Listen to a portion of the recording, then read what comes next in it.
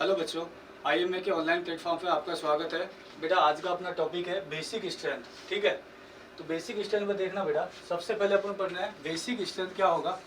क्षारीय सामर्थ्य, कोई भी वीक बेस होता है ना बेटा, उसको अपन यार ऐसा ब्रेक करते हैं। देखो, कोई भी वीक बेस होगा NH4OH, अगर वीक बेस है तो क्या बेटा वो इक्विलिब्रियम में ब्रेक होगा। कैसे?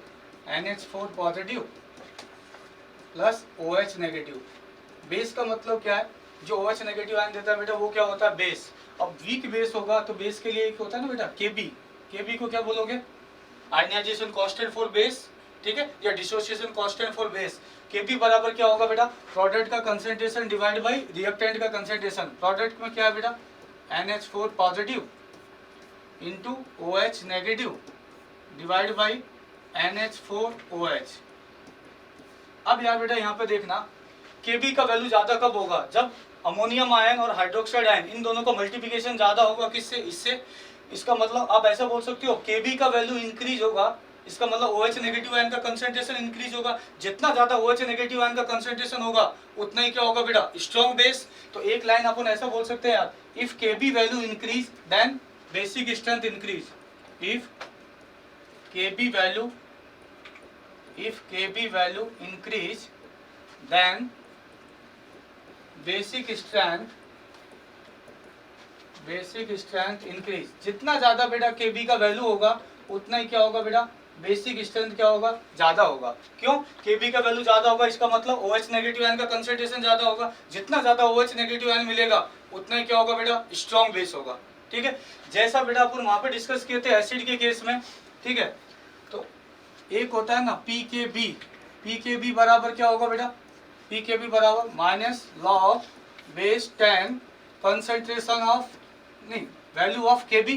ठीक है, PKB बराबर क्या होगा? Negative log 10 value of Kb। Kb और PKB क्या होगा बेटा? एक दूसरे का इनवर्सली प्रोपोर्शनल होगा। क्यों? क्योंकि यहाँ पे क्या लगा हुआ है? नेगेटिव। अगर Kb का वैल्यू बढ़ेगा तो PKB का वैल्यू क्या होगा? डिक्रीज होगा। ठीक है, तो आप ऐसा बोल सकते हो, if PKB value decrease then PKB का वैल्यू डिक्रीज होगा तो बेटा क्या होगा? Kb का वैल्यू क्या होगा? इंक्रीज, क्योंकि आगे क्या लगा हुआ है? Negative. If PKB value decrease then basic strength increase. If PKB value decrease then basic strength क्या होगा बेटा? इंक्रीज। क्यों? PKB का वैल्यू डिक्रीज होगा तो Kb का इंक्रीज होगा, Kb का वैल्यू इंक्रीज होगा तो OH नेगेटिव आयन का कंसंट्रेशन इंक्रीज होगा। जितना ज्यादा OH नेगेटिव आयन का कंसंट्रेशन होगा उतना ही क्या होगा बेटा? बेसिक स्ट्रेंथ ज्यादा होगा। तो अब सुनो यार, अगर आपको 4 कंपाउंड लिख के दे और चारों कंपाउंड का इंडिविजुअल Kb का वैल्यू दे दे या PKB का वैल्यू दे दे, Kb का वैल्यू देगा जिसके लिए Kb का वैल्यू ज्यादा होगा उसका बेसिक स्ट्रेंथ ज्यादा, जिसके लिए PKB का वैल्यू कम होगा तो Kb का वैल्यू ज्यादा होगा तो उसका भी बेटा बेसिक स्ट्रेंथ क्या होगा? ज्यादा। अच्छा सुनो, एसिड के केस में हमने एक रूल बोला था, strong acid form more stable अनायन। Strong acid form more stable अनायन। जानते हो बेस के केस में क्या होगा बेटा? बेस के केस में ऐसा बोलेंगे, more stable anion are weak base. More stable anion are weak base. जो अनायन जितना ज्यादा स्टेबल होगा ना बेटा तो वो H प्लस के लिए क्या होगा? उसका रिएक्टिविटी क्या होगा? कम। ठीक है, जैसे अपन पढ़े ना, एसिड का 3 डेफिनेशन होता है, ऐसे बेस का भी कितना डेफिनेशन होता है? 3। पहला कौन सा था? आरएनएस। आरएनएस के अकॉर्डिंग बेस क्या होता है? ऐसा कोई भी मॉलिक्यूल या कंपाउंड जिसको वाटर के अंदर डिजोल्व करते हो जो OH नेगेटिव आयन देता है वो क्या होता है? बेस। दूसरा कौन सा था? ब्रॉनिस्टेड एंड लॉरी कंसेप्ट। जो H प्लस आयन देता है वो क्या होता है? एसिड, और जो H प्लस आयन गेन करता है वो क्या होता है? बेस। तीसरा क्या था? Lewis acid and Lewis base. Electron pair donor are Lewis base, electron pair acceptor are Lewis acid. ठीक है बेटा, जो अनायन जितना ज्यादा स्टेबल होगा उतना ही वो H प्लस के लिए उसका रिएक्टिविटी क्या होगा? कम। अब ये जो अनायन का स्टेबिलिटी है ना यार, ये कितने बातों पर निर्भर करता है बेटा? ये अपन डिस्कस करते हैं, फैक्टर्स अफेक्टिंग स्टेबिलिटी ऑफ अनायन। ऐसे कौन कौन से फैक्टर हैं जो अनायन की स्टेबिलिटी को अफेक्ट करते हैं? पहला फैक्टर है बेटा, अपन ये डिस्कस कर चुके हैं, कौन सा? EN value. EN वैल्यू जानते हो कहाँ देखते हैं? पीरियड में। विद्युत ऋणता कहाँ देखते हो? आवर्त में। ठीक है, इसमें आपको याद है हमने ऐसे डिस्कस किया था, if EN value of negatively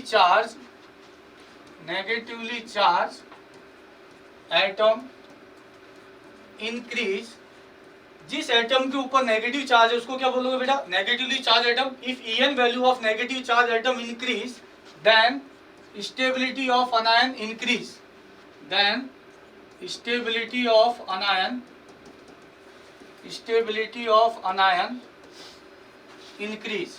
अगर स्टेबिलिटी ऑफ अनायन इंक्रीज होगा तो अभी हमने डिस्कस किया है, more stable anion are weak base, जो अनायन जितना ज्यादा स्टेबल होगा उतना ही क्या होगा बेटा, वीक बेस। तो जिसके ऊपर नेगेटिव चार्ज है अगर उसका En वैल्यू ज्यादा है तो दैट मीन्स उसका स्टेबिलिटी ज्यादा होगा, स्टेबिलिटी ऑफ अनायन ज्यादा होगा तो आप ऐसा बोल सकते हो बेसिक स्ट्रेंथ क्या होगा बेटा, more stable anion are weak base, that means basic strength क्या होगा बेटा अपना, डिक्रीज। बेसिक स्ट्रेंथ क्या होगा, डिक्रीज। एग्जांपल ले, एग्जांपल देखो तो यार बेटा, फर्स्ट एग्जांपल ले अपन, मान लो ये मैं आपको कार्बन के ऊपर नेगेटिव, ठीक है, नाइट्रोजन के ऊपर नेगेटिव, ऑक्सीजन के ऊपर नेगेटिव और F नेगेटिव, मान लो ये 4 है। और देख low carbon, nitrogen, oxygen, fluorine क्या एक ही पीरियड में आते हैं, बात समझ में आया। लेफ्ट टू राइट जाते हो पीरियड में क्या होगा, En वैल्यू बढ़ेगा, जिसका En वैल्यू ज्यादा होगा ना यार उसके ऊपर नेगेटिव चार्ज क्या होगा, मोर स्टेबल। तो कार्बन, नाइट्रोजन, ऑक्सीजन, फ्लोरीन सबसे ज्यादा En वैल्यू किसका है, फ्लोरीन, बोल सकते हो ऐसे, कार्बन, नाइट्रोजन, ऑक्सीजन, फ्लोरीन सबसे ज्यादा En वैल्यू किसका होगा, फ्लोरीन। जिसका En वैल्यू ज्यादा होगा उसके ऊपर नेगेटिव चार्ज, मोर स्टेबल। तो F क्या होगा बेटा, more stable anion. More stable anion होगा तो ये क्या होगा, week base. More stable anion होगा तो ये क्या होगा, वीक बेस। तो अगर मैं Kb का वैल्यू डिस्कस करें तो ये वाला क्या होगा, आप बोल रहे हो यार कि F का En वैल्यू ज्यादा है, F का En वैल्यू ज्यादा है, जिसका En वैल्यू ज्यादा है उसके ऊपर नेगेटिव चार्ज क्या होगा, मोर स्टेबल। नेगेटिव चार्ज क्या होगा, मोर स्टेबल। कार्बन का En वैल्यू इन सब में कम है तो ये लेस स्टेबल अनायन होगा। तो less stable anion are strong base, क्या ऐसे लिख सकते हो Kb का ऑर्डर। अच्छा एक मिनट अपन ऐसे डिस्कस करें तो मान लो अपने पास ऐसा लिख के दे दे CH3 CH2 नेगेटिव, मान लो फर्स्ट। दूसरा बेटा ऐसे,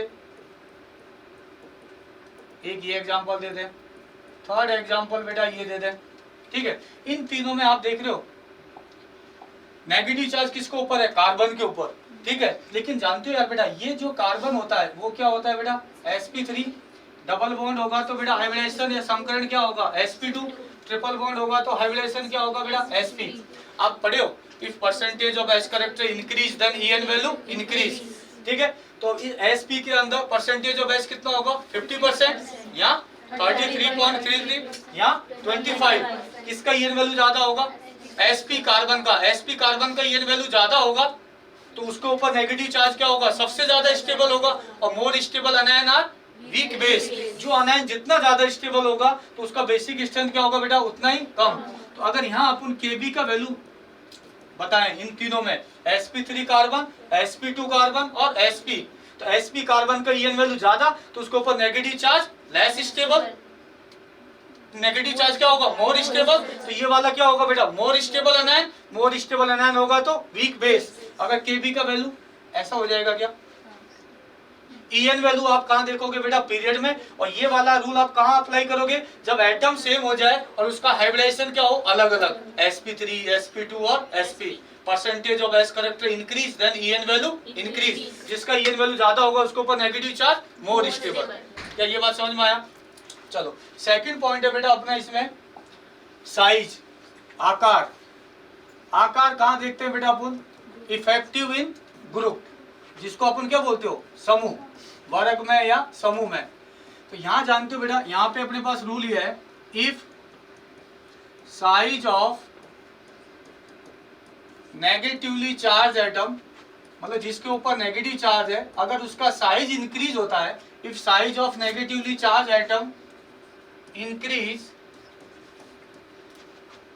then stability of anion increase, then stability of anion, stability of anion increase. अच्छा बेटा स्टेबिलिटी ऑफ अनायन इंक्रीज होगा तो बेसिक स्ट्रेंथ क्या होगा, डिक्रीज। जिसके ऊपर नेगेटिव चार्ज है, ठीक है, अगर उसका साइज ज्यादा है, साइज ज्यादा होगा तो स्टेबिलिटी ऑफ अनायन इंक्रीज होगा। स्टेबिलिटी ऑफ अनायन इंक्रीज होगा तो बेटा बेसिक स्ट्रेंथ क्या होगा, डिक्रीज। क्या ये बात समझ में आया। हिंदी में क्या बोलोगे, यदि ऋणावेशित परमाणु का आकार बढ़ता है तो ऋणायन का स्थायित्व बढ़ता है। ठीक है, जिसके ऊपर नेगेटिव चार्ज है अगर उसका आकार बढ़ रहा है तो उसका स्टेबिलिटी बढ़ेगा, अनायन का स्टेबिलिटी बढ़ेगा तो बेटा बेसिक स्ट्रेंथ क्या होगा, कम होगा। एग्जाम्पल के लिए देखना बेटा, अपन ऐसा एक एग्जाम्पल लें, for example F negative, Cl negative, Br negative, I negative. अब आप देखो FCl BrI क्या एक ही ग्रुप में आते हैं? ग्रुप में ऊपर से नीचे जाओगे तो साइज इंक्रीज होगा। FCl BrI सबसे ज्यादा साइज किसका होगा बेटा, I का। तो ये वाला साइज ज्यादा है, इसका मतलब ये क्या होगा बेटा, इन चारों में मोर स्टेबल अनायन होगा। इन चारों में क्या होगा बेटा, मोर स्टेबल अनायन होगा। तो more stable anion are weak base, एक ही कहानी पड़ा है, more stable anion are weak base. तो इन चारों में बेटा सबसे स्ट्रॉन्ग बेस कौन सा होगा, F, उसके बाद Cl, उसके बाद Br, उसके बाद I। क्या ये बात समझ में आया? नेक्स्ट देखना था यार बेटा, अगर आप ऐसा लिखते हो एक एग्जांपल Kb किस किस में, OH नेगेटिव और यार बेटा SH नेगेटिव। अब देख रहे हो ऑक्सीजन के ऊपर नेगेटिव है, सल्फर के ऊपर नेगेटिव है। ऑक्सीजन सल्फर एक ही ग्रुप में आता है। ऑक्सीजन सल्फर किसका साइज ज्यादा है, जिसका साइज ज्यादा होगा तो उसका स्टेबिलिटी ज्यादा, और जो more stable anion are weak base. तो इन दोनों में से बेसिक स्ट्रेंथ OH नेगेटिव को ज्यादा हो जाएगा बेटा।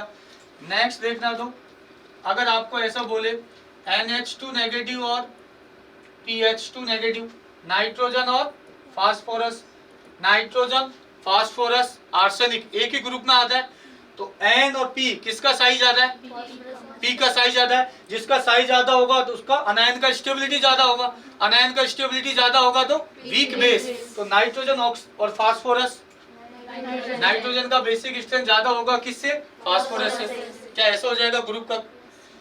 नेक्स्ट देखना तो बेटा, तीसरा फैक्टर है बेटा प्रेजेंस ऑफ EWG।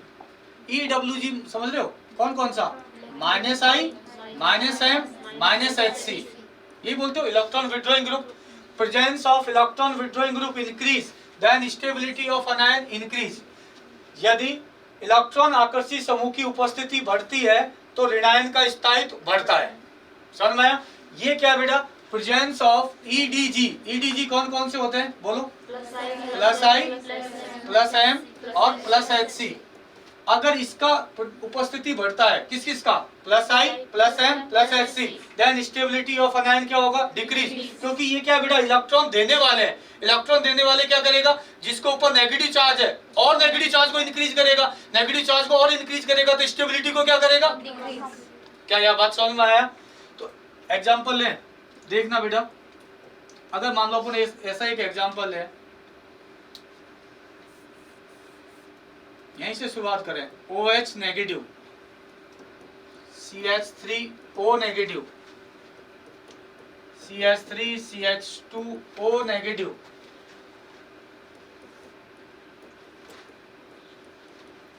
एक बेटा अपने पास ये RO नेगेटिव को जनरली बोलते हो बेटा मिथॉक्साइड आयन। OH नेगेटिव को जानते हो, हाइड्रोक्साइड आयन, मिथॉक्साइड आयन, इसको इथॉक्साइड आयन, इसको आइसोप्रोपोक्साइड आयन। अब यार इन सब में देखो बेटा क्या कॉमन है, क्या सब में नेगेटिव चार्ज ऑक्सीजन के ऊपर है। यहाँ पे क्या लगा हुआ है बेटा, H जानते हो, न तो +I शो करता है न -I। H को बीच में रेफरेंस माना है। H के कंपेयर में जो इलेक्ट्रॉन देता है वो +I, जो इलेक्ट्रॉन लेता है वो -I। अब यहाँ क्या लगा हुआ है बेटा, CH3 क्या शो करता है, +I। यहाँ पर क्या लगा हुआ है बेटा, इथाइल, ये भी क्या शो करेगा, +I। लेकिन +I में आप दो रूल जानते हो, number of carbon atom increase होता है तो +I इफेक्ट क्या होता है, इंक्रीज। अगर number of carbon atom same हो जाए तो then it depend on degree, जिसका डिग्री ज्यादा होगा उसका +I ज्यादा। कब, जब number of carbon atom same हो जाए। बात समझ में आया? 3 डिग्री, 2 डिग्री, 1 डिग्री। ठीक है, यहाँ पर एक कार्बन है, यहाँ पे कितने कार्बन है बेटा, 2, यहाँ कितने कार्बन है, 3। क्या यार इस केस में यार बेटा +I क्या होगा, मैक्सिमम। इस केस में क्या होगा, +I मैक्सिमम। अगर +I मैक्सिमम होगा तो देखो EDG इंक्रीज होता है तो स्टेबिलिटी ऑफ अनायन क्या होता है, डिक्रीज। तो +I ज्यादा होगा तो अनायन का स्टेबिलिटी क्या होगा, कम। और more stable anion are weak base. तो इनमें से सबसे ज्यादा स्टेबल कौन सा होगा, OH, क्योंकि यहाँ से यहाँ गए, यहाँ पे लगा हुआ है H, यहाँ क्या लगा हुआ है CH3, CH3 क्या शो करेगा प्लस I अनायन की स्टेबिलिटी को कम करेगा, यहाँ और ज्यादा होगा प्लस I, इस केस में प्लस I क्या होगा मैक्सिमम। अगर मान लो बेटा इनमें से अपने को Kb का ऑर्डर बोले, ठीक है, इनमें से Kb का ऑर्डर बोले तो ये प्लस I मैक्सिमम होगा, तो इस केस में अनायन का स्टेबिलिटी क्या होगा मिनिमम। जानते हो लेफ्ट टू राइट जाओगे क्या बेसिक स्ट्रेंथ क्या होगा बेटा इंक्रीज, इसमें कोई दिक्कत है, क्योंकि लेफ्ट टू राइट जा रहे हो तो क्या हो रहा है प्लस I इंक्रीज हो रहा है, प्लस I इंक्रीज होगा तो अनायन का स्टेबिलिटी क्या होगा कम। क्या यार ये बात समझ में आया। नेक्स्ट देखो तो बेटा और एक एग्जांपल ले, मान लो अपने यार एक ये डिस्कस करें OH नेगेटिव, दूसरा बेटा बेंजीन को ऊपर O नेगेटिव जिसको हम क्या बोलते हैं बेटा फिनॉक्साइड आयन, तीसरा ले बेटा अपन CO नेगेटिव एसिडेट आयन, और फोर्थ वन ले बेटा ये SO3 नेगेटिव, SO3 नेगेटिव। अब इसमें भी एक चीज आप देखो, क्या सब में चारों में नेगेटिव चार्ज किसके ऊपर है बेटा ऑक्सीजन के ऊपर, नेगेटिव चार्ज सब में कॉमन है किसके ऊपर ऑक्सीजन। आप जानते हो अगर किसी मॉलिक्यूल या आयन में एक से ज्यादा इफेक्ट लगता है तो ज्यादा प्रायोरिटी बेटा किसको देते हो, ये वाला रूल याद है AERHCI, ए का मतलब एरोमेटिसिटी, ई का मतलब equal RS resonance, HC hyper conjugation, I क्या ये बात समझ में आया। अब इसमें बेटा एक चीज देखना, यहाँ पे देखो यहाँ पर इस केस में कोई भी इफेक्ट नहीं है, H नहीं तो प्लस I शो करता है न माइनस I, इसमें जानते हो या बेटा रेजोनेंस होगा pi sigma negative, pi sigma negative. जानते हो फिनॉक्साइड आयन के कितने RS होता है 5RS, फिनॉक्साइड आयन के कितने RS होगा 5RS। CO negative pi sigma negative, इसके कितने इक्वल RS 2 इक्वल RS, कितना होगा बेटा 2 इक्वल RS। उसके बाद SO3 नेगेटिव का 3 इक्वल RS। क्या यार बेटा ये बात समझ में आया। अब इसमें जानते हो इन चारों में से सबसे ज्यादा स्टेबल कौन होगा, 2 इक्वल RS और 3 इक्वल RS, ज्यादा प्रायोरिटी किसको दोगे, इसका मतलब समझ रहे हो इसके 3 इक्वल RS बनेगा, 1 -1 3 ऑक्सीजन पर इक्वली डिस्ट्रीब्यूट होगा, तो एक ऑक्सीजन के पार्ट में कितना आएगा नेगेटिव 1/3, यहाँ पे नेगेटिव 1/2, यहाँ जानते हो इसके कितने RS होते हैं 5RS, और यहाँ कोई भी नहीं है, तो इन चारों में से सबसे ज्यादा स्टेबल कौन सा है 4।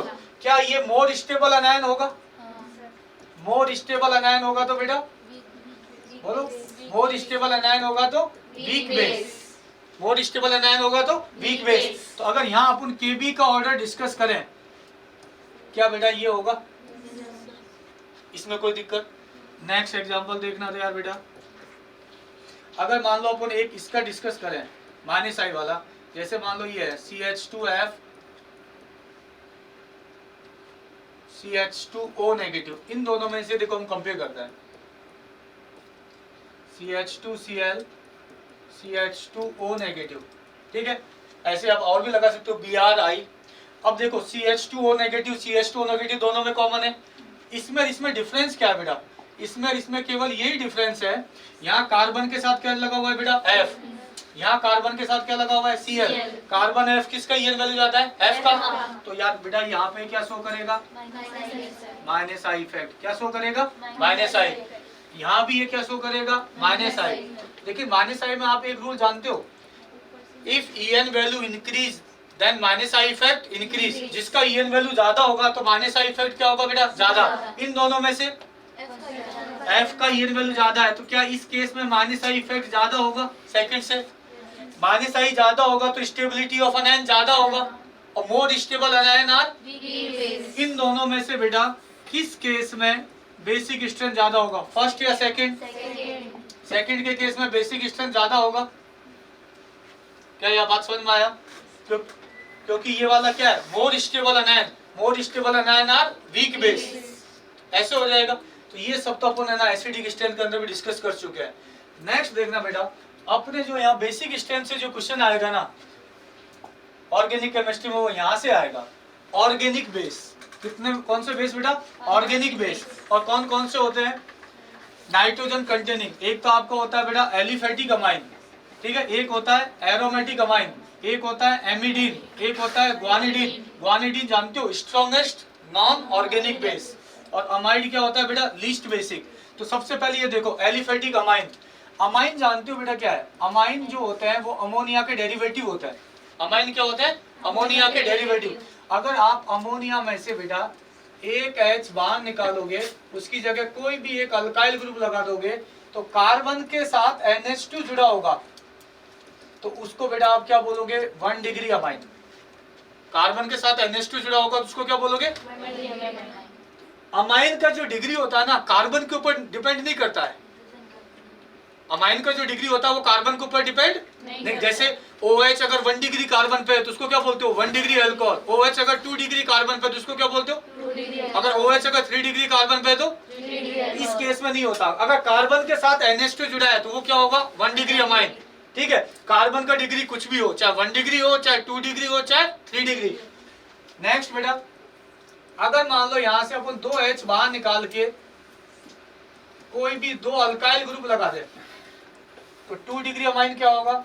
अगर NH 2 अन्य कार्बन से जुड़ा है तो उसको क्या बोलोगे? 2 डिग्री अमाइन। उसके बाद बेटा अगर 3H बाहर निकाल के 3 अल्काइल ग्रुप लगा दे ऐसे, इसको क्या बोलोगे बेटा? 3 डिग्री अमाइन। ठीक है, तो आपके एलिफेटिक जो अमाइन होते हैं बेटा वो कितने टाइप के होते हैं? 3, 1 डिग्री, 2 डिग्री, 3 डिग्री। क्या ये बात समझ में आया?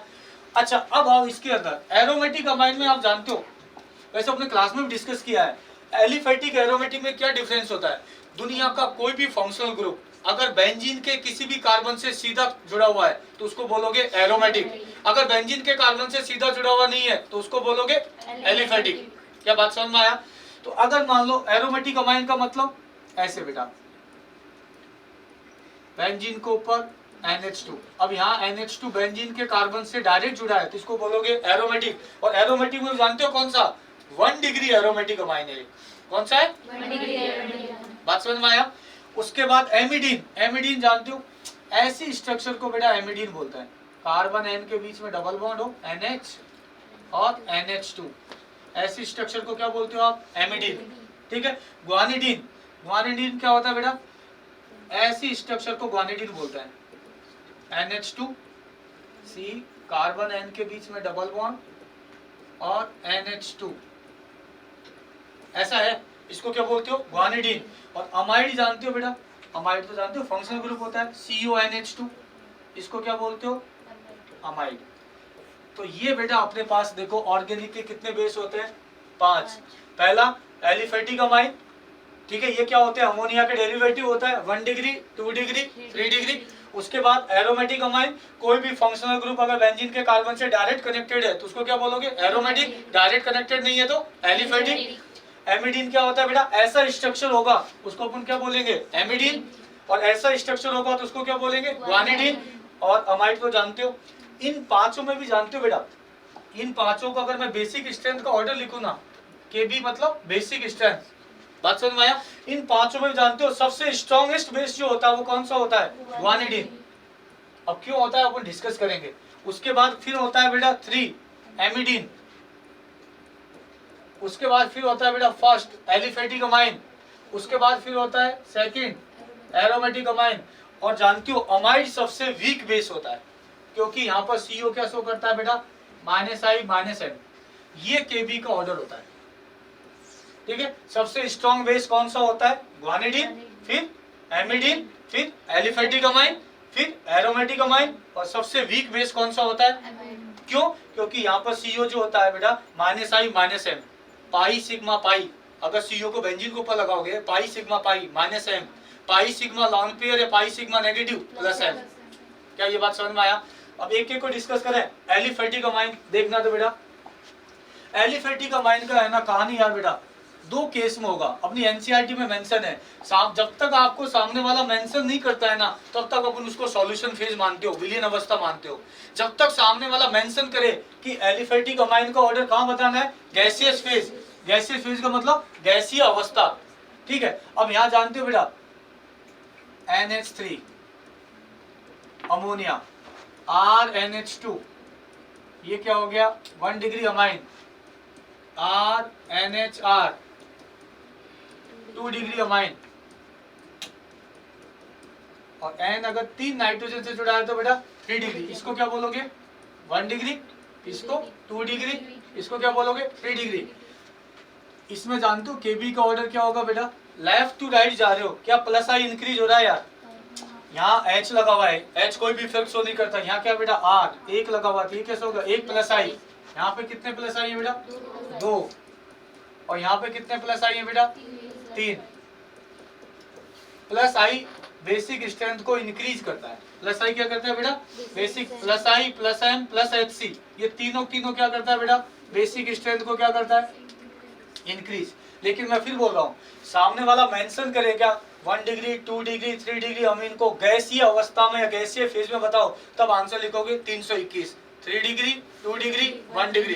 यहाँ कुछ भी हो सकता है, मिथाइल इथाइल कोई भी अल्काइल ग्रुप। क्या ये बात समझ में आया। अगर मान लो बेटा सॉल्यूशन फेज होगा ना, सॉल्यूशन फेज में जानते हो यहाँ ऑर्डर अलग अलग होता है, यहाँ बेटा 2 ऑर्डर होता है। और सॉल्यूशन जानते हो जनरली हम सॉल्वेंट कंसीडर करते हैं बेटा किसको, वाटर को, वाटर को एज ए सॉल्वेंट कंसीडर करते हैं। जानते हो इसमें 2 ऑर्डर होता है Kb का, 2 degree R2NH 2 degree amine, R3N इसको क्या बोलते हो बेटा 3 डिग्री अमाइन, नाइट्रोजन 3 कार्बन से जुड़ा हो। फिर बेटा 1 डिग्री अमाइन RNH2, और लास्ट में क्या होता है अमोनिया। याद ऐसे रख सकते हो, देखो सब नाइट्रोजन के पास क्या है बेटा लॉन पेयर, लेकिन यहाँ पर छोटा सा कंडीशन है। कंडीशन क्या है, R not equal to CH3, R CH3 नहीं होना चाहिए, CH3 के अलावा कोई भी लो। अगर R इक्वल टू CH3 लोगों ने बेटा, तब इसमें थोड़ा चेंज हो जाएगा। If R equal to CH3, तब जानते हो ये क्या लिखा है 2 डिग्री 3 डिग्री 1 डिग्री अमोनिया 231। अगर R इक्वल टू CH3 होगा ना यार बेटा, तब ऑर्डर थोड़ा सा स्लाइटली चेंज हो जाता है, तब ये हो जाता है 213। सबसे ज्यादा 2 डिग्री, सबसे ज्यादा 2 डिग्री। लेकिन कब, जब R इक्वल टू क्या होगा CH3, R इक्वल टू क्या होगा बेटा CH3। ये क्या हो गया 2 डिग्री, देन 1 डिग्री,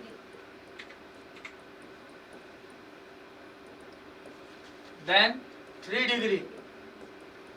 ये अपने को याद रखना है बेटा। ये अगर R इक्वल टू CH3 होगा, तब ऑर्डर बेटा अपना क्या होगा 213। ऑर्डर क्या होगा 2 डिग्री 1 डिग्री 3 डिग्री। इसका तो रीजन है कि ये सॉल्यूशन फेज में इसका ऑर्डर ऐसा क्यों है, वो अपन अभी डिस्कस करेंगे, समझ में आया। लेकिन अगर R इक्वल टू CH3 होगा, तब आपका क्या होगा 2 degree 1 degree 3 degree then ammonia.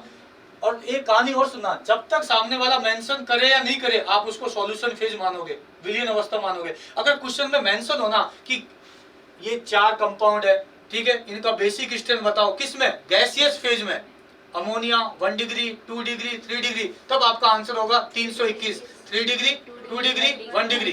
लेकिन क्वेश्चन में मेंशन होना चाहिए गैसीय अवस्था। अगर क्वेश्चन में मेंशन नहीं है तो उसको क्या मानेंगे बेटा सॉल्यूशन फेज। सॉल्यूशन फेज में 2 ऑर्डर होता है, एक तो 2 degree 3 degree 1 degree, R not equal two methyl. अगर R इक्वल टू मिथाइल होगा तो 2 डिग्री 1 डिग्री। बात समझ में आया। अब ये वाला ऑर्डर ऐसे क्यों होता है, उसका रीजन देखो। ऐसे ऑर्डर क्यों होता है बेटा, देखो हमने एसिड के केस में एक चीज बोला था, strong acid form more stable अनायन, strong acid form more stable अनायन। बात समझ। अब अनायन का 3 फैक्टर पर डिपेंड करता है, एक EN वैल्यू कहाँ देखते हो पीरियड में, साइज कहाँ देखते हो ग्रुप में, और तीसरा प्रेजेंस ऑफ EWG और EDG। बात समझ में आया। तो बेस के केस में जानते हो बेटा अपन ये वाला रूल अप्लाई करेंगे, strong base form more stable cation, strong base form more stable, strong base form more stable cation. वो वाला स्ट्रॉन्ग बेस होगा जो H+ लेने के बाद जिसका कैटायन क्या हो मोर स्टेबल हो। तो इसको हिंदी में क्या बोलोगे, प्रबल क्षार अधिक स्थायी धनायन बनाते हैं, प्रबल क्षार अधिक स्थायी धनायन बनाते हैं। बेस के केस में क्या था, स्ट्रॉन्ग एसिड के केस में क्या था, strong acid form more stable अनायन, और बेस के केस में क्या होगा, strong base form more stable cation. अब देखते हैं बेटा अपन लेते हैं 1 डिग्री अमाइन। क्या लेते हैं 1 डिग्री अमाइन। देखना अगर मैं 1 डिग्री अमाइन लेता हूं यार यहाँ पे RNH2, क्या बेटा ये 1 डिग्री अमाइन है, ठीक है। अब मान लो इसके पास H प्लस आया, कहीं से घूमता फिरता भटकता हुआ। H प्लस को जानते हो क्या बोलते हो, वैसे जानते हो H का एटॉमिक नंबर कितना होता है बेटा 1। अगर उसने 1 इलेक्ट्रॉन दे दिया है तो इसके पास नंबर ऑफ इलेक्ट्रॉन कितना है 0। तो H प्लस को केवल आप क्या बोलोगे प्रोटॉन, H प्लस को क्या बोलोगे बेटा प्रोटॉन। अगर ये नाइट्रोजन इसको लॉन पेयर दे, जानते हो इसके पास कोई भी इलेक्ट्रॉन नहीं है, किसके पास H प्लस के पास, तो नाइट्रोजन 1 इलेक्ट्रॉन तो अपना दे रहा है, एक एक्स्ट्रा इलेक्ट्रॉन देगा क्योंकि इसके पास नहीं है। अब N और H के बीच में बॉन्ड बनेगा ना, तो दोनों इलेक्ट्रॉन कौन देगा बेटा नाइट्रोजन, एक अपना एक एक्स्ट्रा क्योंकि इसके पास नहीं है, एक्स्ट्रा इलेक्ट्रॉन देगा ना यार, तो बेटा नाइट्रोजन के ऊपर क्या आ जाएगा बोलो, एक्स्ट्रा इलेक्ट्रॉन देगा तो नाइट्रोजन के ऊपर क्या आ जाएगा बेटा पॉजिटिव चार्ज। क्या ये बात समझ में आया। और ये H प्लस इससे इलेक्ट्रॉन ले रहा है तो इसके ऊपर क्या आएगा -1, पहले से क्या है +1, +1 -1 न्यूट्रल, 0 चार्ज को रिप्रेजेंट। अच्छा कुछ नहीं होता है तो बेटा उसको अपन क्या मानते हैं वाटर एज ए सॉल्वेंट, कुछ नहीं होता है तो हम उसको क्या मानते हैं water as a solvent. Water के अंदर जानते हो 2 पोर्शन होता है, एक पार्शियल पॉजिटिव H के ऊपर, ऑक्सीजन के ऊपर क्या होता है बेटा पार्शियल नेगेटिव, समझ में आया। तो अगर ये 1 डिग्री अमाइन है, इसने नाइट्रोजन अपना लॉन पेयर दिया तो क्या बेटा इसका कैटायन ये बना। अब यहाँ पे जानते हो R है, R क्या शो करेगा +I, R क्या शो करेगा बेटा +I। अब इस कैटायन है ना, कैटायन के पास वाटर का कौन सा पोर्शन जाएगा बेटा नेगेटिव। आप केमिकल बॉन्डिंग में पढ़े हो, वाटर के कारण, वाटर को क्या बोलते हो हाइड्रेशन के कारण किसी भी कैटायन या एनायन को स्टेबिलिटी मिलना। जिस कैटायन के पास जितने ज्यादा वाटर मॉलिक्यूल ज्यादा होगा उतने उस कैटायन का स्टेबिलिटी ज्यादा। आप पढ़ते हो पॉजिटिव या नेगेटिव चार्ज जितना ज्यादा डिस्पर्स होता है उतना इस सिस्टम का स्टेबिलिटी क्या होगा ज्यादा। तो इस केस में जानते हो बेटा इस नाइट्रोजन के ऊपर जो पॉजिटिव चार्ज है इसको आप ये भी बोलते हो solvation effect by water, solvation effect बोलते हो ना। तो इस कैटायन के पास वाटर का कौन सा पोर्शन जाएगा नेगेटिव, कैटायन के पास वाटर का कौन सा पोर्शन जाएगा नेगेटिव। क्या ऐसा बनेगा,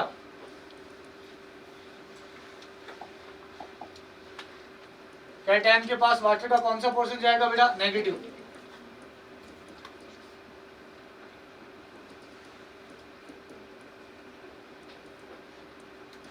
इसको आप ये बोलोगे बेटा हाइड्रेशन या solvation effect, solvation effect bye H2O। तो इस वाटर के कारण इस कैटायन को स्टेबिलिटी मिल रहा है। क्या ये बात समझ में आया। उसके बाद बेटा दूसरा यहाँ पे क्या लगा हुआ है +I, +I और सॉल्वेशन, इन दोनों को मिला के अपन आंसर देंगे। दूसरा देखना बेटा 2 डिग्री अमाइन, 2 डिग्री अमाइन के अंदर क्या होगा, ये जो है ना बेटा RNHR, ठीक है। इसके पास मान लो एक H प्लस आए और यहाँ पे क्या लिखोगे बेटा वाटर एज ए सॉल्वेंट, ऐसा लिख दिया, ठीक है। इस केस में क्या बेटा ऐसा बनेगा RNHR, नाइट्रोजन एक लॉन पेयर देगा तो नाइट्रोजन के ऊपर क्या आएगा बेटा पॉजिटिव। इसमें क्या डिफरेंस है आप बताओ। यहाँ पे एक R है, यहाँ पे कितने बेटा एक R, यहाँ पे कितने R है 2 R। तो यार यहाँ पे बेटा कितने हैं 2 +I लग रहा है। और जानते हो +I का मतलब इलेक्ट्रॉन देने वाला, जहाँ पे इलेक्ट्रॉनों की कमी है, पॉजिटिव चार्ज का मतलब क्या हुआ इलेक्ट्रॉनों की कमी, तो +I क्या करेगा इलेक्ट्रॉन देगा, इलेक्ट्रॉन देगा तो पॉजिटिव चार्ज की स्टेबिलिटी को इंक्रीज करेगा। क्या ये बात समझ में आया। दूसरा लेकिन आप एक चीज कंपेयर करो यार बेटा, इन दोनों में नंबर ऑफ वाटर मॉलिक्यूल यहाँ ज्यादा होगा या नीचे ज्यादा होगा, ऊपर ज्यादा होगा, क्योंकि यहाँ पर एक ही अल्काइल ग्रुप है। यहाँ पे कितने अल्काइल ग्रुप है बेटा 2। जहां से नीचे से ये जो वाटर मॉलिक्यूल्स आ रहे थे ना, तो जानते हो ये R क्या करेगा, इधर से वाटर मॉलिक्यूल के लिए क्या करेगा स्टेरिक हिंड्रेंस डेवलप करेगा। स्टेरिक हिंड्रेंस को क्या बोलते हो त्रिविम बाधा। तो नंबर ऑफ वाटर मॉलिक्यूल्स क्या इस केस में ज्यादा होगा एज कंपेयर टू, ये होगा तो सही यहाँ पर वाटर के कारण स्टेबिलिटी, लेकिन एज कंपेयर टू बेटा 1 डिग्री अमाइन इस केस में वाटर के कारण स्टेबिलिटी क्या मिलेगा कम। अब इन दोनों इफेक्ट को जब तुम कंबाइन करते हो ना +I और सॉल्वेशन इफेक्ट बाय वाटर, तो बेटा आपने लिखा है कि 2 degree amine is more basic then 1 degree amine because in case of 2 degree amine +I effect क्या होता है ज्यादा। यहाँ पे कितना +I लग रहा है 1, यहाँ पे कितना +I लग रहा है 2। +I मतलब इलेक्ट्रॉन देने वाला, इलेक्ट्रॉन देने वाला कैटायन की स्टेबिलिटी को इंक्रीज करेगा। क्या यार ये बात समझ में आया। इसलिए 2 डिग्री अमाइन 1 डिग्री अमीन से ज्यादा बेसिक है या स्ट्रॉन्ग बेस है। क्या ये बात समझ में आया? फिर बेटा अगर अपन बात करें किसका, 3 डिग्री अमाइन का, अब सुनना 3 डिग्री अमाइन में ऐसा क्या हो जाता है, अगर बेटा मेरे पास 3 डिग्री अमाइन है ऐसे R N R, ठीक है। अब बेटा कोई भी H प्लस आए घूमता फिरता कुछ नहीं होता है तो अपन क्या मानते हैं, वाटर एज ए सॉल्वेंट, यहाँ डेल्टा पॉजिटिव, यहाँ क्या होगा बेटा डेल्टा नेगेटिव। ये नाइट्रोजन क्या करेगा, इसको लॉन पेयर देगा, नाइट्रोजन लॉन पेयर देगा तो यार बेटा ऐसा सीन बनेगा, नाइट्रोजन के ऊपर क्या आ जाएगा बोलो, पॉजिटिव चार्ज। अब यहाँ पर जानते हो प्लस आई तो कितने हो गए बोलो, प्लस आई तो कितने हो गए बेटा, ये R प्लस आई शो करेगा, ये R क्या प्लस आई शो करेगा, और ये R क्या प्लस आई शो करेगा। लेकिन अब सुनो, इस N को 3 अल्काइल ग्रुप ने घेर के बैठा हुआ है, ठीक है। तो क्या इस केस में वाटर मॉलिक्यूल्स नीचे से इधर से जाएगा, नहीं। क्यों, 3 अल्काइल उसके लिए स्टेरिक हिंड्रेंस डेवलप करेगा। तो क्या इस केस में नंबर ऑफ वाटर मॉलिक्यूल्स क्या होगा बेटा, सबसे कम होगा क्या बोलो। तो आप जानते हो उसको क्या बोलोगे, SH2H2O, SH2H2O।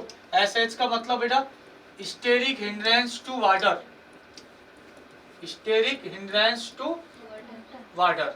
या और कई बुक में आप MS सोन वगैरह सॉल्व करोगी ना, उसमें जानते हो बेटा क्या लिखा मिलेगा, SIP, steric inhibitions of protonation.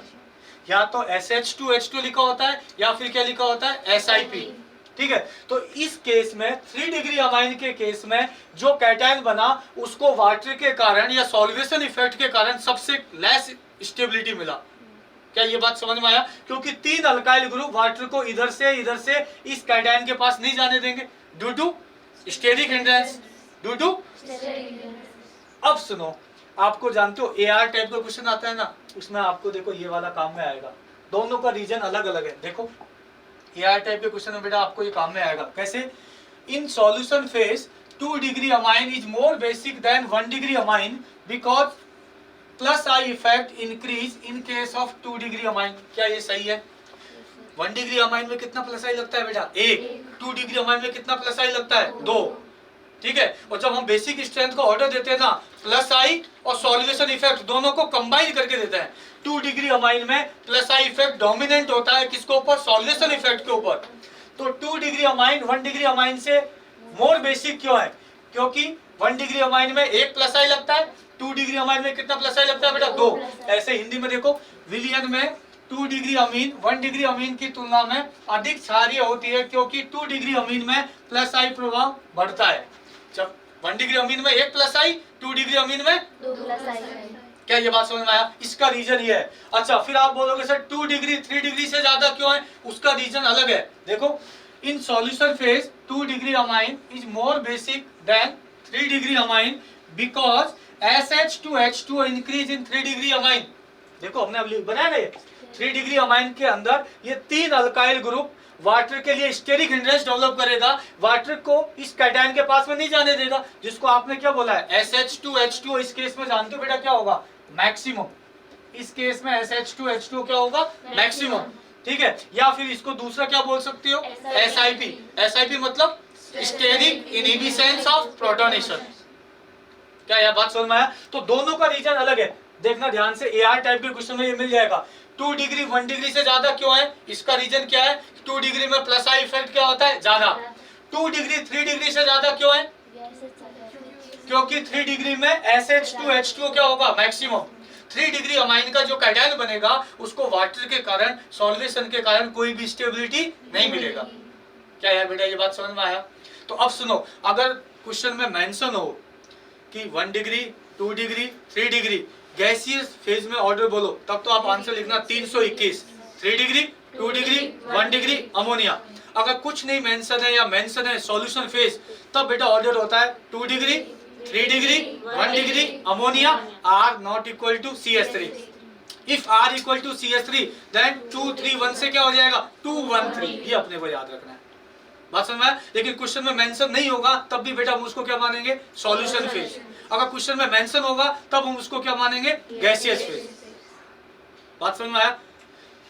तो नेक्स्ट देखना तो बेटा इसमें EN वैल्यू। EN वैल्यू तो आप जानते हो, जिसका ईएन वैल्यू ज्यादा होता है उसके ऊपर नेगेटिव चार्ज क्या होता है, मोर स्टेबल। या जिसका ईएन वैल्यू ज्यादा है तो उसके ऊपर क्या होगा, लॉन पेयर क्या होगा, मोर स्टेबल। ऐसा कुछ होगा जिसका ईएन वैल्यू ज्यादा होगा।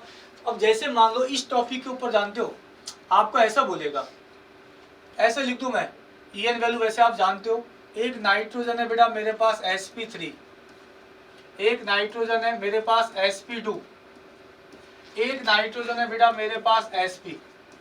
अब यहाँ तो आप ये वाला रूल जानते हो ना, वापिस से लिखूं क्या, sp3 के अंदर आप बोलो एक s है, 3 p ऑर्बिटल है, टोटल कितना ऑर्बिटल हो गया, 4। तो s का परसेंटेज कितना होगा, 1/4 इंटू 100। परसेंटेज ऑफ s कितना होगा बेटा इसमें, 25%। sp2 के अंदर बेटा एक s 2 p, तो 1/3 इंटू 100, 33.33। इस केस में बेटा एक s और एक p कितना हो जाएगा, 50%, 1/2 इंटू 100। फिर आपने ये रूल पढ़ा है, if percentage of s character increase, if percentage of s character increase then en value increase, then en value increase। मतलब percentage of s character increase होगा तो बेटा ईएन वैल्यू इंक्रीज। तो इन नाइट्रोजन में बताओगे sp3 sp2 sp, सबसे ज्यादा ईएन value किसका होगा बेटा, sp नाइट्रोजन का, फिर sp2, फिर sp3। ये वाला रूल हम कब अप्लाई करेंगे, जब एटम सेम हो और उसका हाइब्रिडेशन क्या हो बेटा, अलग अलग हो। क्या ये बात समझ में आया। जानते हो इस टॉपिक के ऊपर आपको कैसे क्वेश्चन देगा, ऐसे देखना बेटा, अगर मान लो आपको ऐसा लिख के दे CH3 CH2 NH2, मान लो ये है, एक नाइट्रोजन है इसके पास लॉन पेयर है, दूसरा बेटा एक नाइट्रोजन ये है,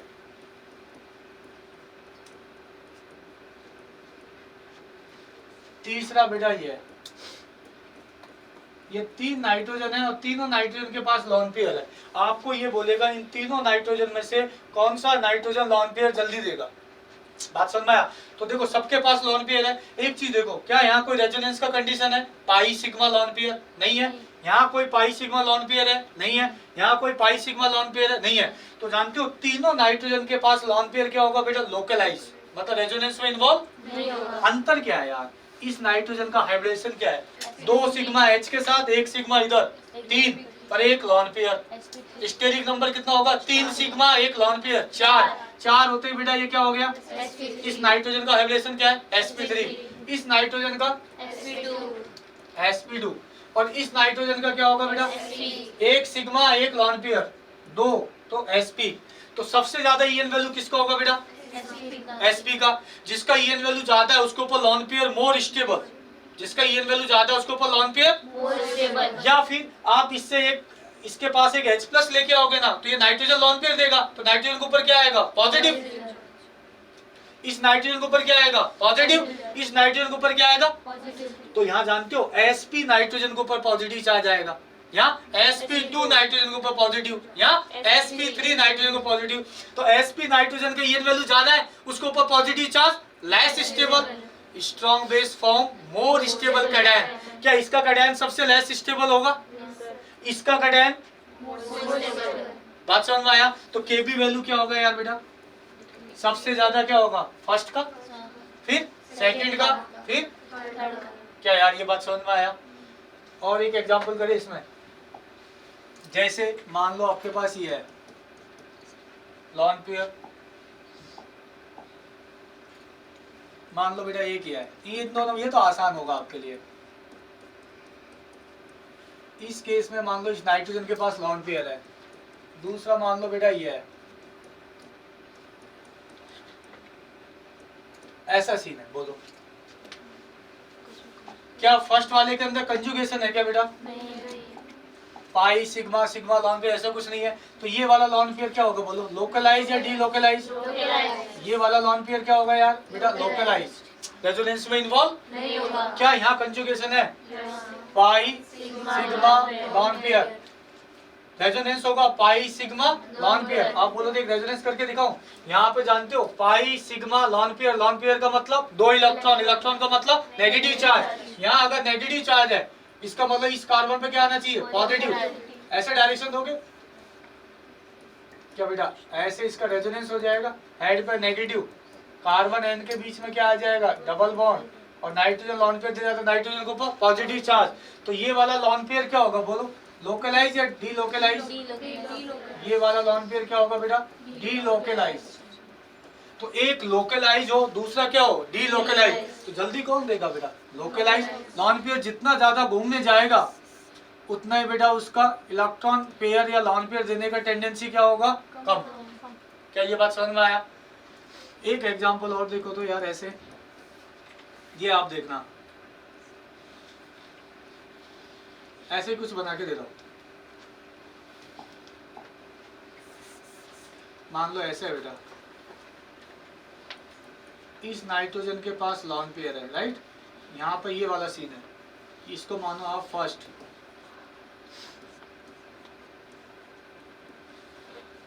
इस नाइट्रोजन के पास लॉन पेयर है, यहाँ पे बेटा ये सीन है सेकंड,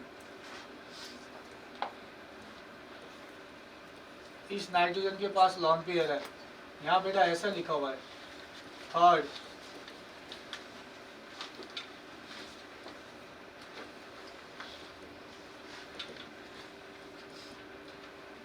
ये बेटा फोर्थ,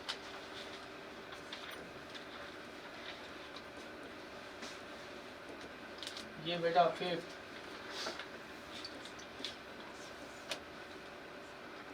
और एक बेटा ये।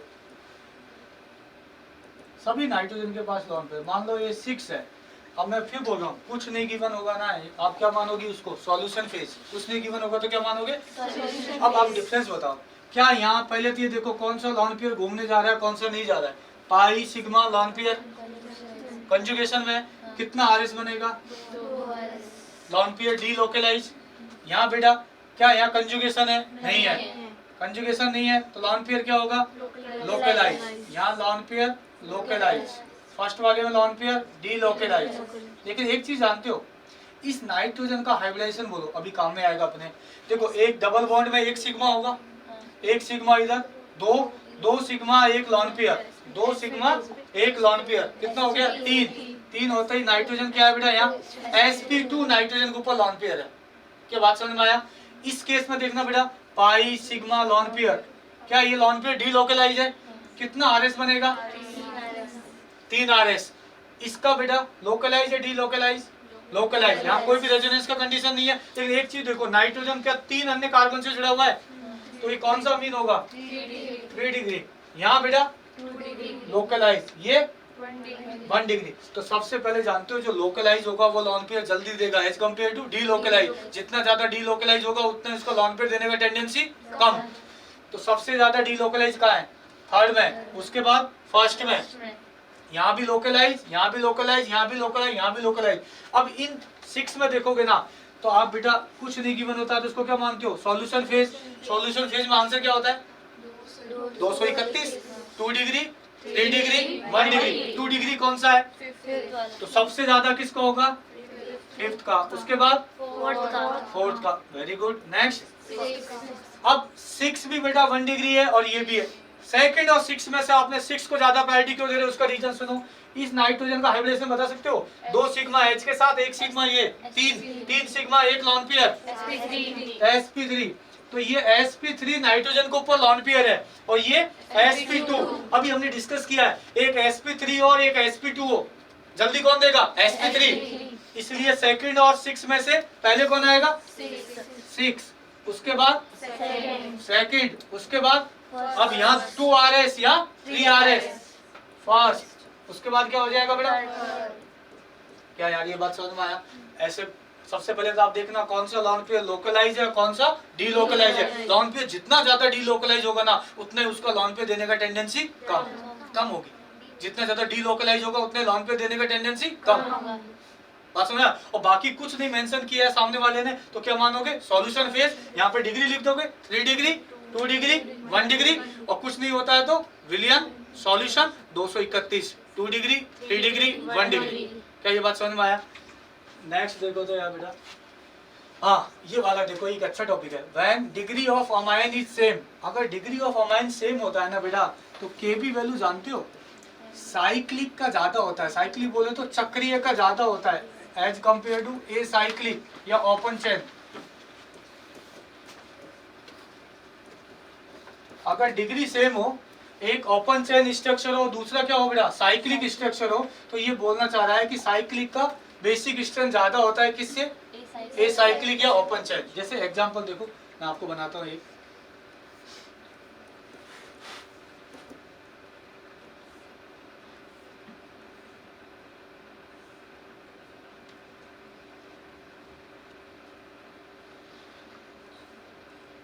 क्या ये 3 डिग्री अमाइन है। देखो ये नाइट्रोजन क्या डायरेक्ट 3 कार्बन से कनेक्टेड है, 1 2 3। इस अमाइन का डिग्री क्या बेटा 3 डिग्री। एक मान लो यार 3 डिग्री ऐसे लिख के दे दे बेटा, ये तो साइक्लिक है, नाइट्रोजन क्या रिंग का पार्ट है, एक मान लो ऐसा लिख के दे दे।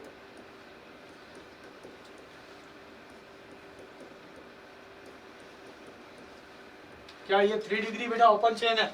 मैं ये बोलना चाह रहा हूँ कि इन दोनों में से आप बोलोगे कि सर फर्स्ट का बेसिक स्ट्रेंथ ज्यादा है सेकंड से। अब बताओ रीजन, ऐसा क्यों। साइक्लिक है, ठीक है। अब इसका रीजन क्या होगा सुनना, आप तो एक ही कहानी पढ़े हो, strong base form more stable cation, strong base form. अगर मान लो बेटा यहाँ पे जानते हो इसको एक H+ दो, नाइट्रोजन अपना लॉन पेयर देगा, जैसे ही नाइट्रोजन लॉन पेयर देगा क्या बेटा ये कैटायन बनेगा, देखना क्या नाइट्रोजन के ऊपर क्या आएगा पॉजिटिव चार्ज, नाइट्रोजन के ऊपर क्या आएगा बेटा पॉजिटिव चार्ज।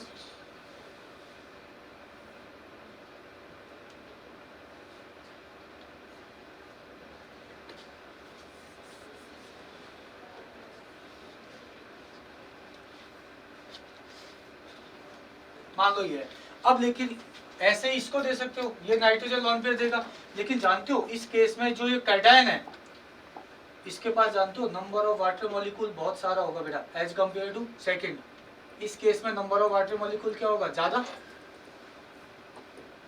इधर से भी आएगा इधर से भी आएगा, ठीक है, क्योंकि ये सारा इधर लगा हुआ है अल्काइल ग्रुप। इस केस में जानते हो जैसे ही आप इसको लॉन पेयर दोगे ना, नाइट्रोजन अपना लॉन पेयर देगा, अब ये 3 अल्काइल से क्या है बेटा सराउंडेड है, 3 अल्काइल ग्रुप उसके लिए क्या शो करेंगे steric hindrance, number of water molecule को क्या करेंगे एन के पास में नहीं जाने देंगे, नंबर ऑफ वाटर मॉलिक्यूल को एन के पास नहीं जाने देंगे। तो इस केस में नंबर ऑफ वाटर मॉलिक्यूल ज्यादा होगा, यहाँ से यहाँ तक पूरा ओपन है, तो यहाँ पर सॉल्वेशन इफेक्ट के कारण इस कैटायन को स्टेबिलिटी ज्यादा मिलेगा। अब यहाँ पर 3 अल्काइल ग्रुप इस वाटर मॉलिक्यूल को एन के पास में नहीं जाने देगा, उसके लिए क्या डेवलप करेगा बोलो, क्या एक लाइन में ऐसा बोल सकते हो क्या, बोलो SH2H2, क्या यहाँ स्टेरिक हिंड्रेंस टू वाटर होगा, 3 अल्काइल ग्रुप वाटर मॉलिक्यूल को इधर से इस कैटायन के पास नहीं जाने देगा, जबकि यहाँ से यहाँ तक पूरा एरिया ओपन है। तो इस कैटायन को सॉल्वेशन इफेक्ट के कारण ज्यादा स्टेबिलिटी मिलेगा, इसको स्टेबिलिटी वाटर के कारण नहीं मिलेगा। इसलिए अगर डिग्री ऑफ अमाइन सेम हो, ये भी 3 डिग्री ये भी क्या है बेटा 3 डिग्री, तो साइक्लिक का बेसिक स्ट्रेंथ ज्यादा होता है as compare to open chain. बात समझ में आया, या ए साइक्लिक क्यों, क्योंकि इसका जो कैटायन बनता है इस केस में नंबर ऑफ वाटर मॉलिक्यूल ज्यादा होगा, सॉल्वेशन इफेक्ट के कारण इसको स्टेबिलिटी ज्यादा मिलेगा जो इसको नहीं मिलेगा, क्योंकि 3 अल्काइल ग्रुप क्या करेगा वाटर के लिए SH2H2 स्टेरिक हिंड्रेंस डेवलप करेगा, वाटर मॉलिक्यूल को इस कैटायन के पास में नहीं जाने देगा। क्या यार ये बात समझ में आया, इसमें कोई दिक्कत। नेक्स्ट देखो तो बेटा एरोमेटिक अमाइन। एरोमेटिक जानते हो कोई भी फंक्शनल ग्रुप दुनिया का अगर बेंजीन के कार्बन से डायरेक्ट कनेक्टेड होता है तो उसको क्या बोलते हो बेटा एरोमेटिक, ठीक है। जैसे अब यहाँ आपसे बेटा ऐसे बोलेगा यार, एक मान लो मैं आपको ये लिख के दूं CH3 CH2 NH2, ठीक है। दूसरा ये तो हो गया बेटा एलिफेटिक, और ये क्या होगा एरोमेटिक, NH2 बेंजीन के कार्बन से डायरेक्ट कनेक्टेड है।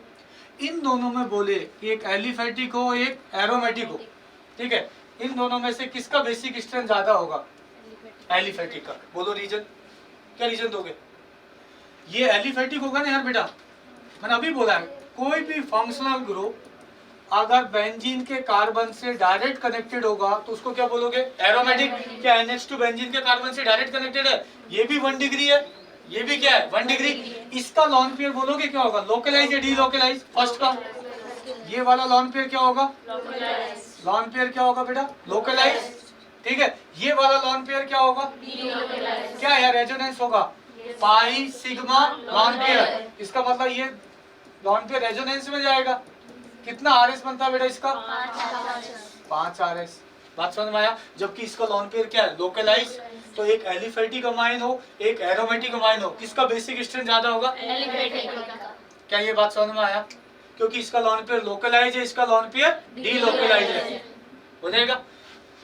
उसके बाद नेक्स्ट देखो तो, aromatic amine are less basic then aliphatic amine, ये अपने डिस्कस किया है, ठीक है। इसमें नेक्स्ट है बेटा, ortho substituted aniline are generally less basic then aniline itself. ये वाला देखो यार, ये बोल रहा है कि अगर एनिलीन की ऑर्थो पोजीशन पर कोई भी एटम ग्रुप लगाओगे दुनिया का, कोई भी मतलब कोई भी, whether it is electron donating और इलेक्ट्रॉन विड्रॉइंग, उसका बेसिक स्ट्रेंथ एनिलीन से भी क्या होगा, कम।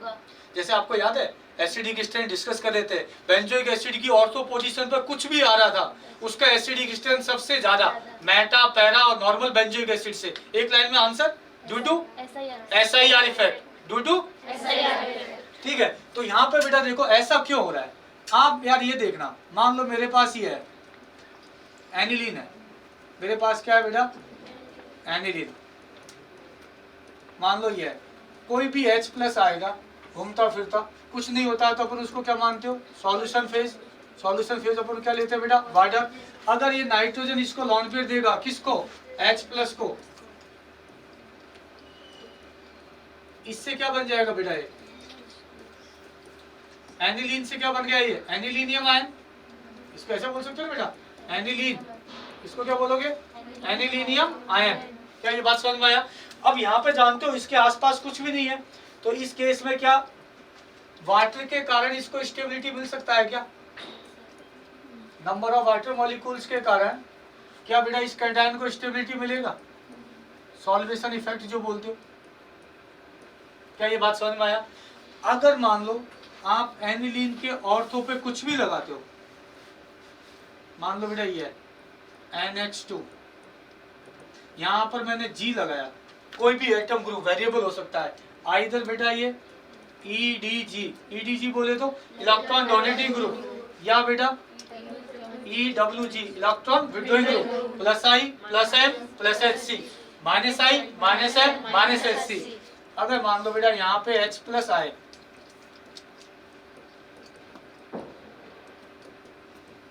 तो क्या करेगा ये नाइट्रोजन, इसको क्या करेगा बेटा, लॉन पेयर देगा। नाइट्रोजन लॉन पेयर देगा, क्या ऐसा बनेगा यार,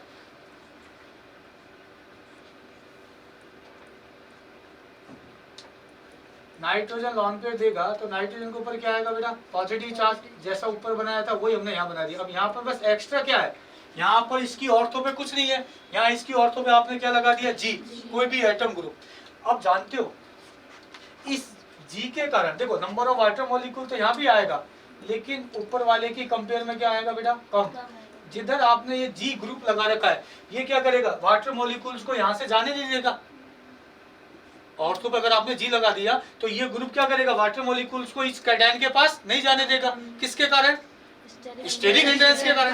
किसके कारण, तो इसको भी आप जानते हो क्या बोलोगे, क्या इस केस में होगा SH2H2, यहाँ भी है बेटा, यहाँ भी क्या होगा, वाटर मॉलिक्यूल्स के लिए क्या होगा, SH2H2, या इसका दूसरा नाम क्या होता है बोलो, SIP, steric inhibition of protonation. क्या यह बात समझ में आया। तो मैं ये बोलना चाह रहा हूँ कि एनिलीन को H+ दिया, जो एनिलीनियम आयन बना, यहाँ पर वाटर के कारण या सॉल्वेशन इफेक्ट के कारण इस कैटायन को ज्यादा स्टेबिलिटी मिला। अगर ऑर्थो सब्स्टिट्यूटेड एनिलीन है, कुछ भी लगाओ G, चाहे इलेक्ट्रॉन डोनेटिंग ग्रुप या इलेक्ट्रॉन विड्रॉइंग ग्रुप, तो ये क्या करेगा बेटा, वाटर मॉलिक्यूल्स के लिए क्या डेवलप करेगा, स्टेरिक हिंड्रेंस, वाटर मॉलिक्यूल्स को नीचे से इसके पास में नहीं जाने देगा। तो ये कैटायन ज्यादा स्टेबल होगा या ये कैटायन ऊपर वाला। इसलिए आपने ये लिखा है कि ortho substituted aniline generally less basic then aniline itself. This is due to, 4 option में से एक ऑप्शन को ढूंढना, या तो लिखा होगा SH2H2 steric hindrance to water, या क्या लिखा होगा बेटा SIP steric inhibition of protonation. अब सुनो, जैसे बेंजोइक एसिड के केस में आप क्या कर रहे थे कि बेंजोइक एसिड की ऑर्थो पोजीशन पर कोई भी एटम ग्रुप आ रहा था उसका एसिडिक स्ट्रेंथ आंख बंद करके सबसे ज्यादा लिख रहे थे, मेटा, पैरा या नॉर्मल बेंजोइक एसिड से। यहाँ जानते क्या करोगे, अभी हम वैसे क्वेश्चन करने वाले हैं 3-4, एनिलीन की ऑर्थो पोजीशन पर कुछ भी आए उसका बेसिक स्ट्रेंथ बाकी सबसे कम, सबसे लास्ट में मेटा, पैरा और नॉर्मल एनिलीन से। एक दो एग्जांपल डिस्कस करें, देखो तो बेटा एक दो एग्जांपल डिस्कस करें इसका। मान लो यार ये है बेंजीन को ऊपर NH2, मान लो बेटा यहाँ लगा दिया CH3। जानते हो वैसे बेंजीन को ऊपर NH2 और CH3 को क्या बोलते हो, टोलुडीन। कॉमन नाम क्या होता है बेटा, तो इसको क्या बोलोगे, ओ टोलुडीन। ऑर्थो होगा तो बेटा ओ टोलुडीन।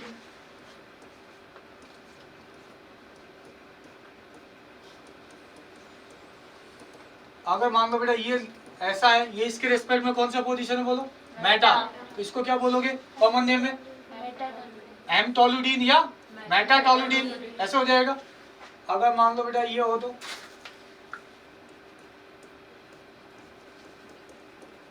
बेंजीन को पर NH2, यहाँ पैरा पर CH3 लगा दिया, इसको क्या बोलोगे बेटा, पी टोलुडीन। और एक लास्ट वाला नॉर्मल एनिलीन, यहाँ पे इसके बेंजीन पे कुछ नहीं लगाया। क्या ये बात समझ में आया? अब आप इनमें देखो, एक चीज बताओ, आंख बंद करके ऐसे लिख सकते हो कि सर फर्स्ट का बेसिक स्ट्रेंथ इन चारों में सबसे कम ड्यू टू SH2, H2O या SI। फर्स्ट का बेसिक स्ट्रेंथ आंख बंद, एक तो मैं जानता हूँ कि फर्स्ट का बेसिक स्ट्रेंथ इन चारों में सबसे कम ड्यू टू SH2, H2O या SI। अब इसमें देखना बेटा, इसके रेस्पेक्ट में कौन सा पोजीशन है, मेटा। मेटा पोजीशन पर केवल एक ही इफेक्ट होता है, इंडक्टिव, या तो प्लस आई या माइनस आई। यहाँ क्या लगाएगा ये, ओनली ये इलेक्ट्रॉन देगा सिग्मा बॉन्ड के थ्रू। इंडक्टिव इफेक्ट क्या होता है, सिग्मा बॉन्ड के थ्रू ऑपरेट होता है। यहाँ इसके रेस्पेक्ट में कौन सा पोजीशन है बेटा, ये पैरा। पैरा पे होगा तो जानते हो CH3 क्या लगाएगा, प्लस HC भी लगाएगा और प्लस आई। और इन दोनों में से ज्यादा प्रायोरिटी किसको दोगे, प्लस HC। क्यों, आप ये जानते हो, अगर किसी मॉलिक्यूल या कंपाउंड में एक से ज्यादा इफेक्ट लगता है तो ज्यादा प्रायोरिटी कैसे देते हो, AER-HCI। ए का मतलब एरोमेटिसिटी, ई का मतलब इक्वल RS, हाइपर कंजुगेशन। अब strong base form more stable cation. अब आप जानते हो प्लस आई भी कैटायन की स्टेबिलिटी को इंक्रीज करता है, प्लस HC भी कैटायन की स्टेबिलिटी को इंक्रीज करता है। प्लस आई और प्लस HC को ज्यादा प्रायोरिटी दोगे, इसका मतलब आप बोलो सबसे ज्यादा बेसिक स्ट्रेंथ किसका होगा, किसी को कोई दिक्कत बेटा, देखो तो क्यों, क्योंकि थर्ड के अंदर प्लस HC है, सेकंड के अंदर केवल क्या है बेटा, प्लस आई, फोर्थ के अंदर बेटा कुछ भी नहीं है, सबसे ज्यादा थर्ड, थर्ड के बाद सेकंड, सेकंड के बाद सेकंड के बाद फोर्थ, फोर्थ के बाद फर्स्ट, फर्स्ट वाला आंख बंद करके सबसे लास्ट में ड्यू टू SH2, H2O या SI। क्या ये बात समझ में आया? और देखो तो यार एक दो एग्जांपल आप बताना भी है। अगर बेटा ऐसे लिख के दूं मैं,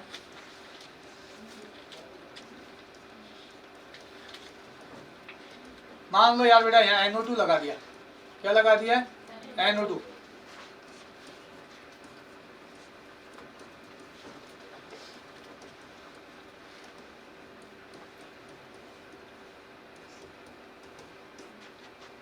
आप तो एक ही रूल याद रखना, strong base form more stable cation, और plus I plus M plus HC cation की स्टेबिलिटी को क्या करता है बेटा, इंक्रीज।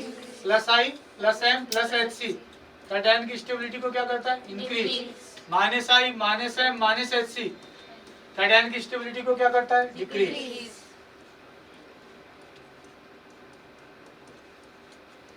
देखना यार बेटा, एक कहानी तो मैं भी जानता हूँ, कौन सा, फर्स्ट का बेसिक स्ट्रेंथ क्या होगा, सबसे कम, बाकी में आप इफेक्ट आइडेंटिफाई करोगी।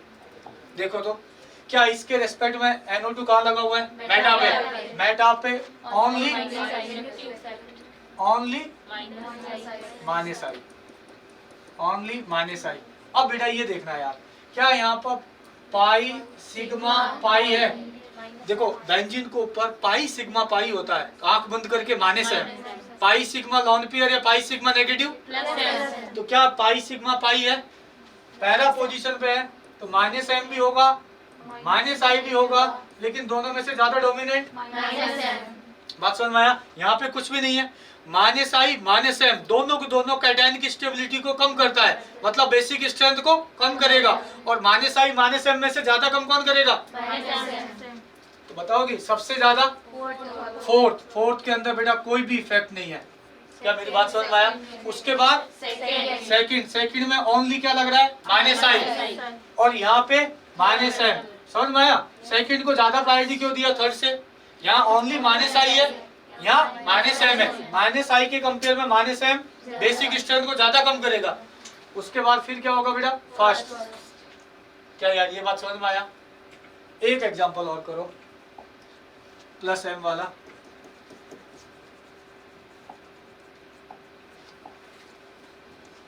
अगर बेटा मैं ऐसा मेंशन करूं,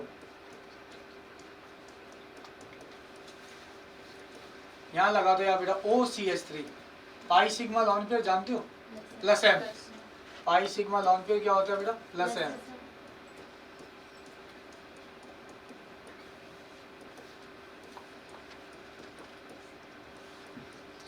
सेकंड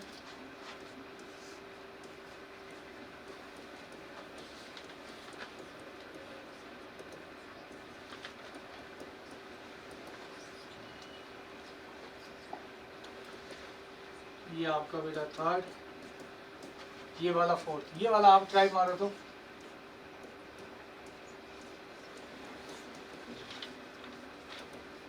ये बेटा फोर्थ, ठीक है।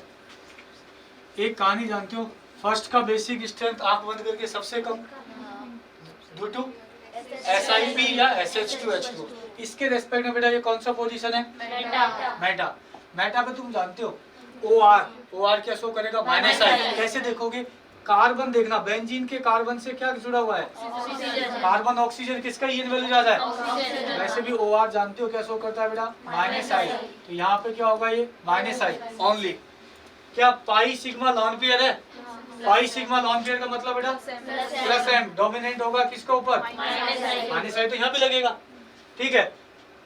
और फोर्थ के अंदर कुछ भी नहीं है, तो बताओगे यार बेटा सबसे ज्यादा Kb का वैल्यू, बोलो सबसे ज्यादा थर्ड, किसके कारण, प्लस एम के कारण। प्लस एम क्या, इलेक्ट्रॉन देने वाला, इलेक्ट्रॉन डोनेटिंग ग्रुप है, कैटायन की स्टेबिलिटी को इंक्रीज करेगा, strong base form more stable cation. यहाँ पे क्या लगा हुआ बेटा, माइनस आई कैटायन की स्टेबिलिटी को, यहाँ पे कुछ भी नहीं है, तो थर्ड के बाद फोर्थ के बाद सेकंड, उसके बाद क्या यार बात समझ में आया, ठीक है। तो आज बेटा इतना ही करते हैं, नेक्स्ट क्लास में डिस्कस करते हैं।